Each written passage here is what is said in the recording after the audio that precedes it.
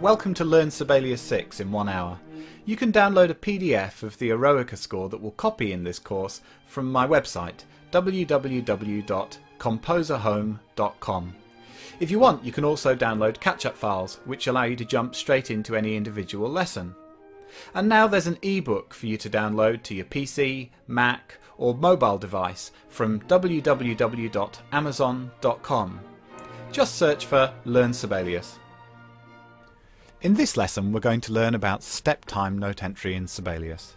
So far, if you've done all of the lessons, you've put in the 2 opening chords of Beethoven's Eroica, and you've also put in the cello melody using real-time entry or flexi-time. We're going to play that back now so that we can just see how far we've got. Now you can click this button to take the playback line to the start, or you can press the shortcut which is shown as Command and left square bracket or Control and left square bracket if you're on a PC. You can press play or use the space bar to play.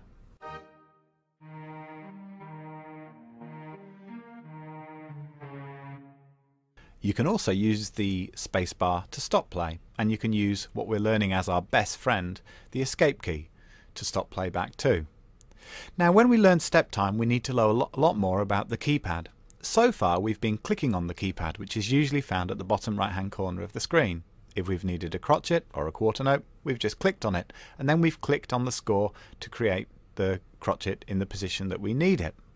Well, what we're going to learn now is that there are shortcuts for the keypad in Sibelius aligned to the numerical keypad on your computer keyboard. So here I've overlaid a computer keyboard over the keypad. I'll cut off the rest of it and you'll see that the numerical keypad on the right exactly fits over Sibelius's keypad.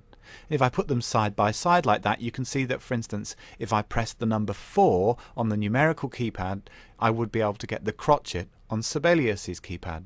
So it's great for quickly getting access to the note lengths and accidentals and articulations that you need most often. Let's start putting some music in like that. I'm going to zoom in on the music and we're going to put in the violin part. The first thing I'm going to choose is the quaver on the keypad, which aligns with the number 3 on my numerical keypad on my keyboard. As soon as I pressed the number 3, you could see a quavers appear at the start of the bar. Now I'm going to press 0 on the numerical keypad, which aligns with the rest on the Sibelius keypad, and you can see now that the first quaver has been input and there's a blue carré straight after it showing me I'm ready to put the next note in. Now I've chosen a crotchet and I'm actually going to play the pitch G on my MIDI keyboard.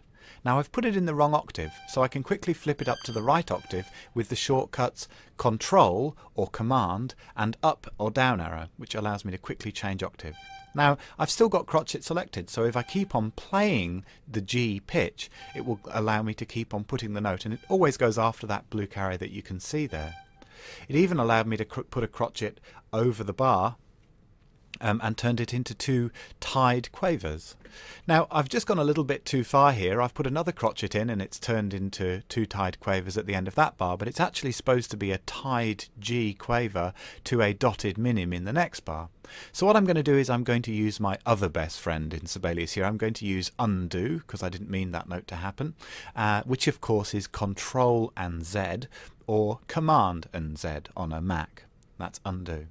So what I need to do now is I need to put a quaver in here at the end of the bar and then add a tie to it. So number 3 on the keypad is the quaver, so I'm going to select that and I'm going to play the pitch of G again. And now I'm going to press the tie button, which you can see aligns with the enter button on the numerical keypad on my computer. There we go, I've added the tie. Now I need to change to a dotted minim, so that's going to be a combination of number 5, which aligns with a minim, and the dot at the bottom of the keypad, not the dot at the top of the keypad, which we've already learned is a staccato articulation mark. So once I've done those 2 numbers, I can then just play my G again, and I've already now created the first 3 bars in the violin part. Now as you learn where these notes are, you're going to get very quick at doing this. I put in the next note. Now the next note's supposed to be an A flat and I've mistakenly played A natural, so I'll just undo and play the right note in. I'll add a tie with the enter key on the numerical keypad, and then the next note is just a minim, so I'll just type number 5, and then I need a crotchet, so that's number 4 on the keypad, and I can play all of those notes which are all crotchets without changing anything else.